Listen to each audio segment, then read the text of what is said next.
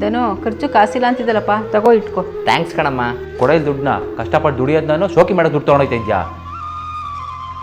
ಬರೀ ದುಡ್ಡಿಗಷ್ಟೇ ಮಗ ಇಲ್ಲಿ ಬೆಲೆ ಕೊಡೋದು. ನಮ್ಮ ಅಣ್ಣಂಗೆ ನಾನು ತೋರಿಸ್ತೀನಿ ದುಡ್ಡು ಬಿಟ್ಟು ಸಂಪಾದನೆ ಮಾಡಿ.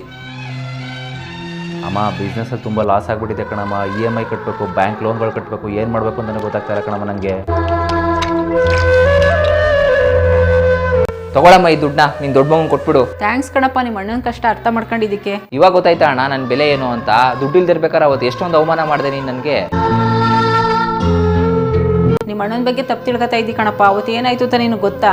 ಏನಕ್ಕಪ್ಪ ನೀನು ನಿಮ್ಮ ತಮ್ಮಂಗೆ ಆ ಥರ ಎಲ್ಲ ಮಾತಾಡಿದೆ? ಅಮ್ಮ ನನಗೂ ಅವನ ಮೇಲೆ ಪ್ರೀತಿ ಇದೆ ಕಣಮ್ಮ. ಅವ್ನ ಕಾಲ ಮೇಲೆ ಅವ್ನು ನಿಂತ್ಕೊಂಡು ಜವಾಬ್ದಾರಿ ತೊಗೊಳ್ಳಿ ಅಂತ ಆ ಥರ ಬೈದೆ ಕಣಮ್ಮ. ಅಣ್ಣ ಸಾರಿ ಕಣೋ, ನಾನು ನಿನ್ನ ಬಗ್ಗೆ ತುಂಬ ತಪ್ಪಾಗಿ ತಿಳ್ಕೊಂಡ್ಬಿಟ್ಟಿದ್ದೆ. ನೀನು ನನ್ನ ಒಳ್ಳೇದು ಕೇಳಿದ್ಯಾ ಅಂತ ನನಗೆ ಇವಾಗ ಅರ್ಥ ಆಗ್ತದೆ. ಕ್ಷಮಿಸ್ಬಿಡು ಅಣ್ಣ ನನ್ನ. ಹಾಡೋ ಚಿಲಿಪಿಲಿ ಹಕ್ಕಿಗಳೇ ಪ್ರೀತಿಯ ಭಾಷೆ ಕೇಳಿರಿ, ಕಣ್ಣಿನಂಥ ಅಣ್ಣನು ತಾಯಿಯಾದನು ನೋಡಿರಿ.